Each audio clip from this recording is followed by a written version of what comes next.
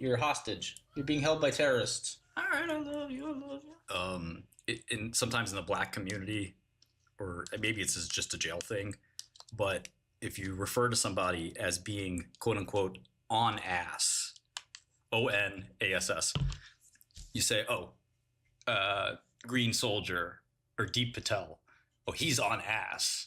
That means that they're gay and that they're trying to meet a man in prison. So what I used to do, I'd see like 4 or 5 guys playing cards. And I'd roll up and I'd be like, hey guys, and I'd be, yo, what's up, Shkreli? Yeah. And I'd be like, hey, you seen that latest Kim Kardashian? And they're like, no. I said, yeah, man, she looks crazy. That kind of thing makes me, I'm just on ass. And they're like, one guy looks up, he's like, huh? I'm like, yeah, dude, I'm crazy. I'm on ass all the time. Another guy looks up, so what the f? Why, you guys aren't on ass? They're just like, yo, what? The other guy just throws his cards and he stops playing. He's like, man, what the f is this? And they're like, Martin, you know what that means, bro? I'm like, it means I like women. I like a nice butt on a nice woman. And they're like, no, Martin, that means you gay. And I was like, ow. Ow, no.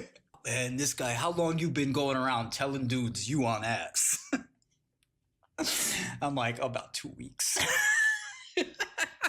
They're like, you didn't get any strange reactions from that? I was like, yeah, Bob over there, he was really excited. Bob's like, you know, the gay guy. And they're like, I bet he was. But yeah, trying to make light of a tough situation is always, you know, lightens the mood. If you make yourself the target of the joke, you know, everybody gets more comfortable and happy and excited. You know, you show that you're you're cool, you're not stuck up, too proud, and laughter is the best medicine, you know. It's a very useful skill to be funny. You open a lot of doors if you're charming and humorous. You know, if you're always serious and you have no humor or no good vibes at all, you know, people just don't end up liking you. They don't want to do business with you, etc. I'm not saying you got to be Dave Chappelle, but, you know, you want to be serious too. But life, business, everywhere, you know, try to keep a good nature about you. One of my best friends in prison was this Russian hacker. He never learned English because they picked him up. The feds grabbed him internationally, right? So he never learned English, but except me and all the homies in jail taught him English. And he was like, how you say hit a lick? He would die laughing. Me and all the black dudes were like, Vlad, who taught you what hit a lick means? It's like, oh, you said hit the lick, like to win, right? I hit the lick. Oh, like the guy learned prison English, that's it. He was listening to Young Jeezy, he was like, ah. The government said Vlad caused, my friend from prison, caused more financial harm to the American economy than any other hacker in history. Well, they said that, you know, my probation guy said, you can drink, but, you know, if you get, you know, if you're publicly intoxicated, we could revoke your federal agent, glowy, fed, state, fed. You know, it was a mix. You had your kingpins, who were obviously very intelligent. Then you had more of your workers, who were more bold than intelligent, some of them very stupid. And you can kind of tell who was a worker and who had more of the kingpin mentality. But yeah, the kingpins often had like a little bit of sociopathy too. I got along with everyone. I mean, I know how to be nice to people and be funny. You always got to make jokes, you know, keep the mood light. You're trying to make everything serious and dramatic. That's not good. Well, I mean, everyone is nice in prison. Because if you aren't nice to me, you had problems with the Albanians and a bunch of New York guys. So you could get in a lot of trouble if you say the wrong thing to me. And of course, I had the same problem. You know, if I said something stupid to the wrong person, it could cause a big problem. Because my boys would have to go diffuse it with their boys. And what ends up happening is really interesting. We had this like break room. It's like a activities room. And I saw a guy getting kicked out of him in there, beating his ass. And I go to my big homie. I'm like, hey, the hell's going on over there? He's like, DP. And I go, DP? What? He says, discipline. So what does that mean? He said, that guy, he said, you see that guy on the floor? I said, yeah. He said, he blood. I said, okay. He said, see all the guys around him? I said, yeah. He goes, he blood too. And I said, what? How? What? He said, he almost crashed the car, meaning he caused a chaotic scene that would have gotten the whole jail into a war. They had to discipline him and show him not to do that again and show the other gangs that we'll take care of our own problem. So if he mouthed off at a Colombian, the Colombian boss would go to the blood boss and say, listen, your guy said the wrong thing to my guy. If you want us to stab him up, we could do that. Or you can deal with your own guy accordingly. He said, oh, we'll do this. Don't worry. We're sorry about that. You know, he didn't know what he was doing. We'll take care of this. Everything's good.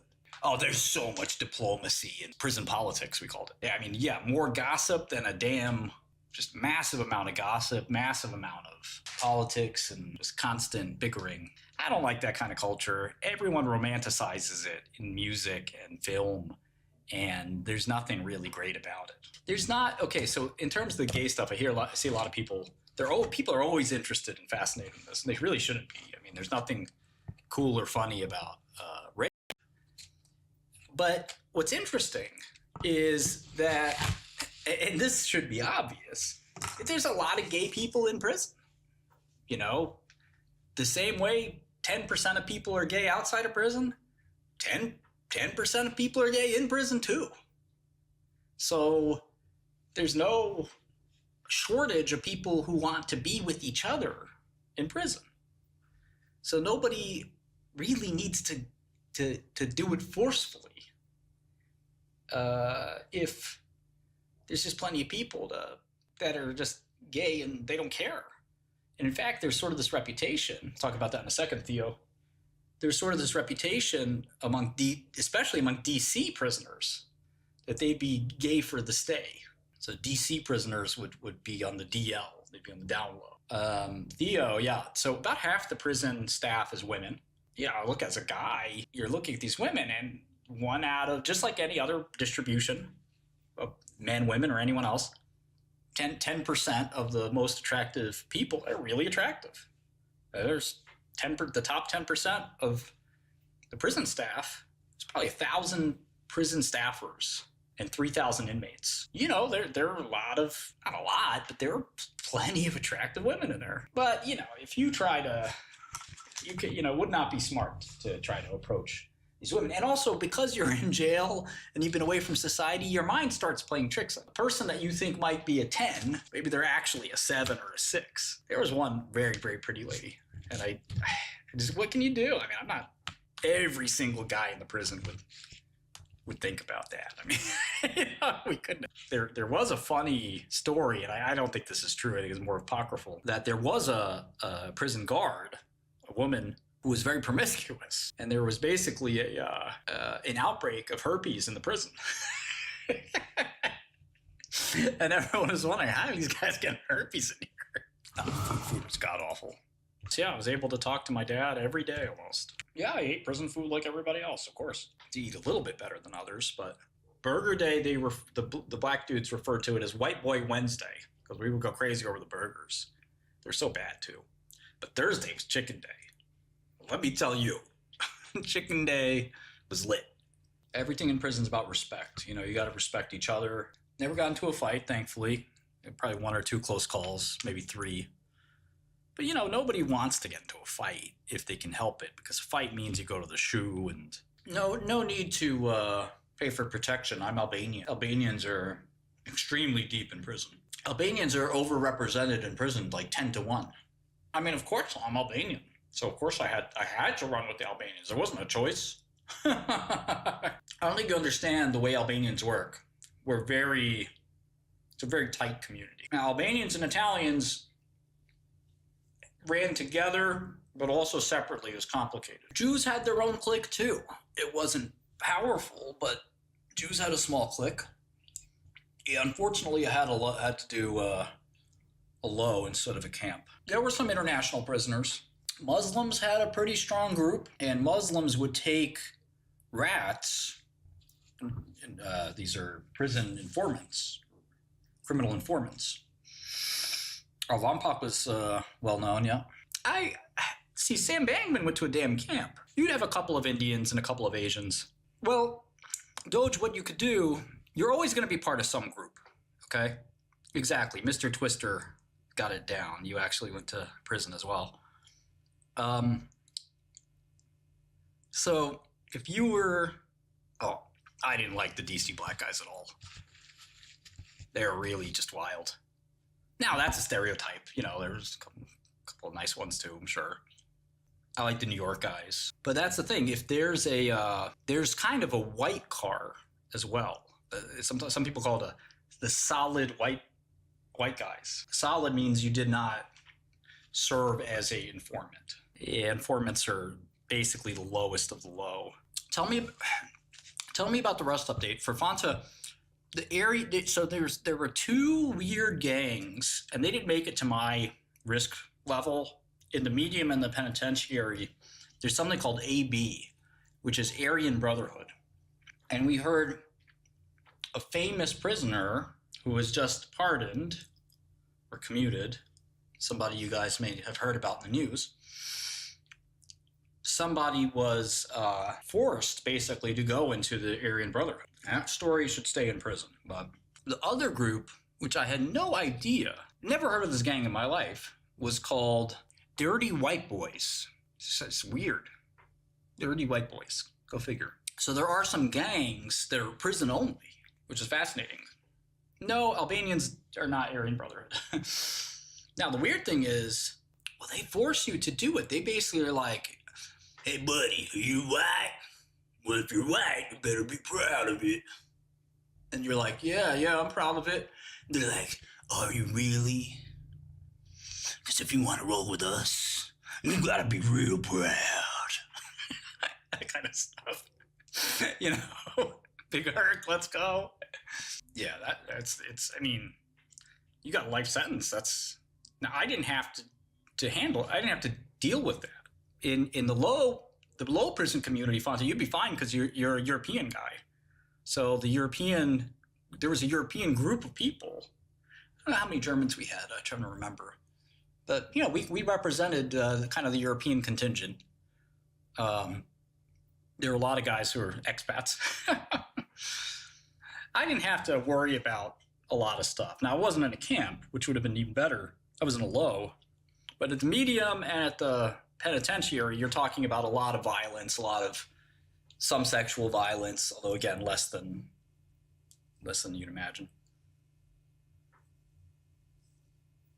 Well, it's crazy, Basil.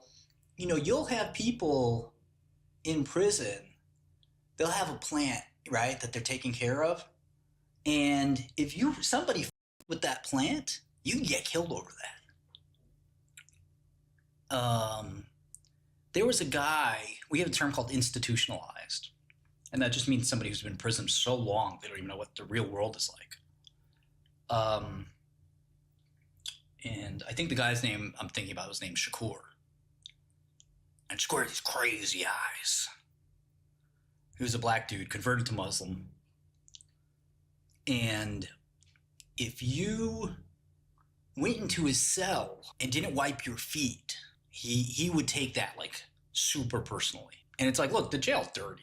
But he'd be like, that's disrespect. The guy would just take it so seriously. No, escapes are extremely rare.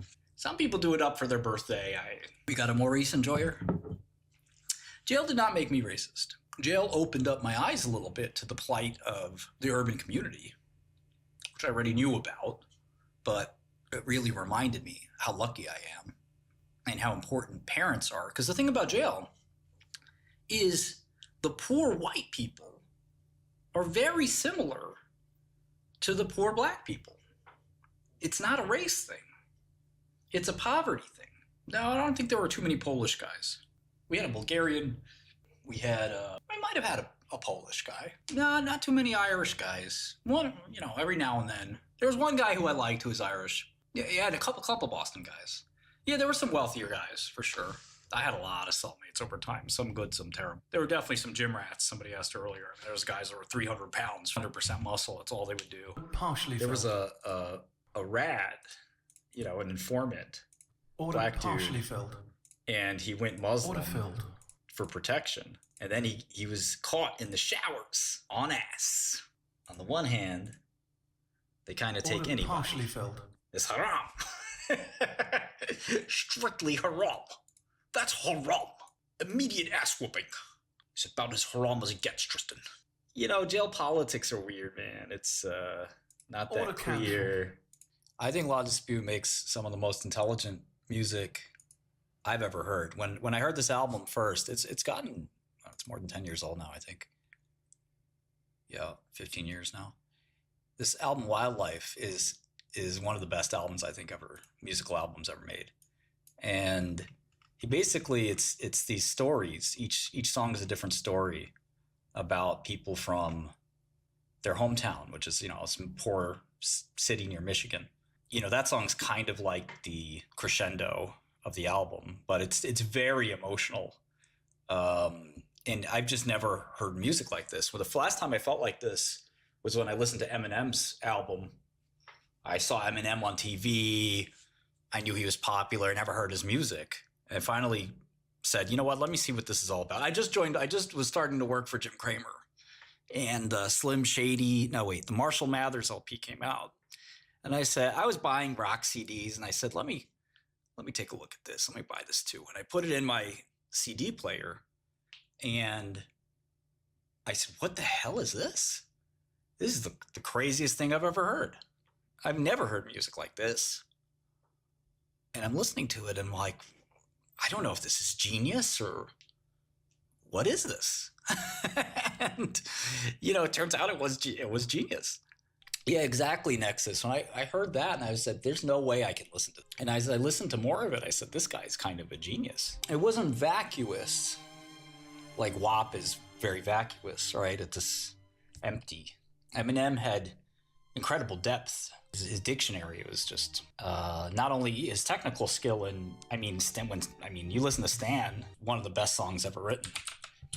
And I say this as somebody who's like never really was a rap fan. One of the most interesting things about this album, and at least what used to be Eminem's music, is this conceit that, you know, there's Eminem, which, you know, is M Marshall Mathers is his real name. So there's Marshall, who's a normal person, sort of.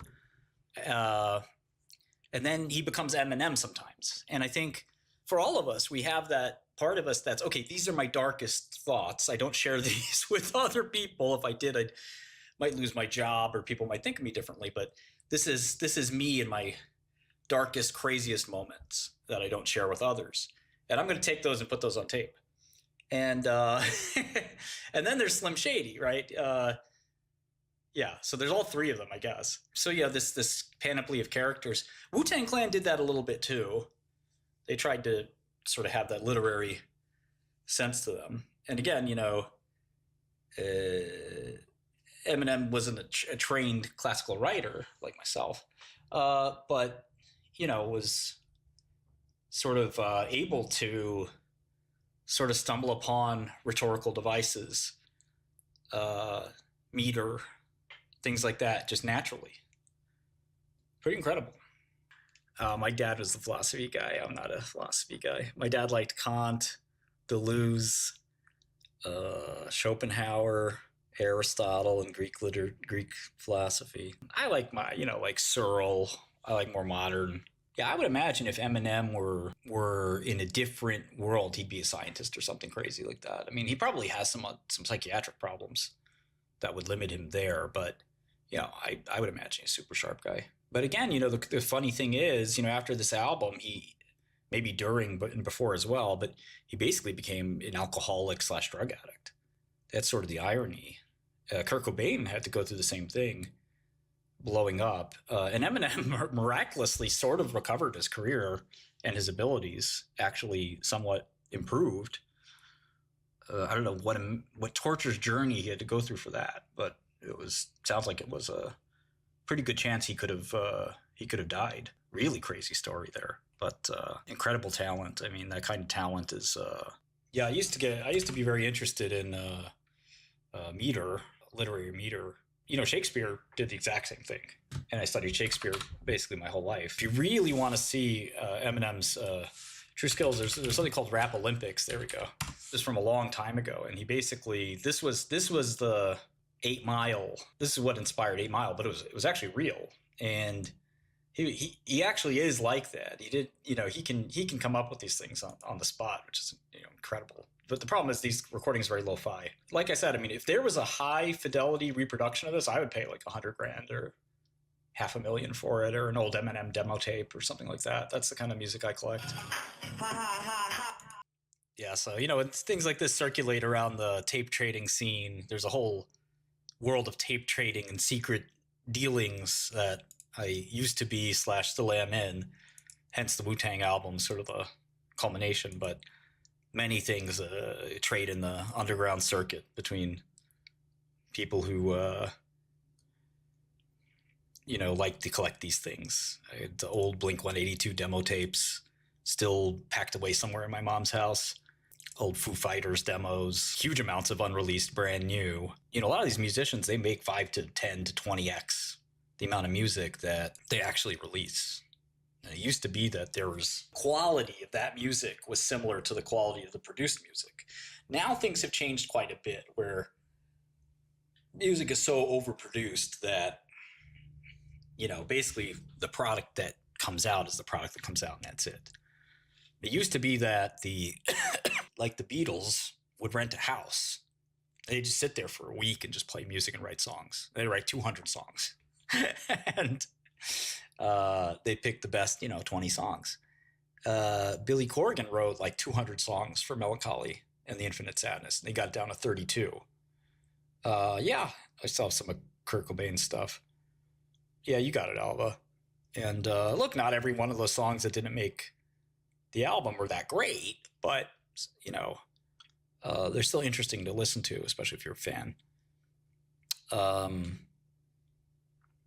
But yeah, I mean, there's nothing like watching a special talent go just meteoric rise. And we were all really happy for Jesse Lacey and Brand New and Claudio for Coheed, and my friend Jeff Thursday, and all the people that made it halfway, you know, Chris from Saves the Day, or any of these guys from the local scene. You know, some made it halfway there and saw a taste of the fame, and then kind of saw it crash back down. But some people never looked back. My Chemical Romance, Taking Back Sunday. But yeah, I mean, local music's super important to me. I'll basically finance, you know, any local band or whatever. Most people don't want to make rock music too much anymore. But, you know, sometimes rappers approach me as well. But rap's very tough. It's a, you know, if somebody's like Eminem, you know, I'd write a check on the spot. But it's just a lot of people that it's hard to differentiate yourself as a rapper necessarily. MCR just became, I mean, one of the biggest rock bands of all time. I mean, it's crazy. But they, you know, had their own issues too. La Cruz. I mean, that's the way some of this music used to be made and recorded in one take. I mean, there's nothing like that time and place, man. You know, I went to high school with Lin Miranda Manuel and Immortal Technique and a whole bunch of other interesting people that have become famous. Cynthia Nixon, a lot of artists trying to find ourselves. Yeah, we went to Hunter and Baruch. But, you know, I didn't want to be an artist because I think the challenge of introspection is, you know, it's super challenging. It's just nothing I was really, I think I was a good songwriter. But it was just too hard to be an artist. And I think it would have driven me crazy, quite frankly. There's no secret that almost every rock band turns to drugs, and almost every rapper. he was a year or two older than me. I think a year older. But we were all in the same. I mean, it was a small school.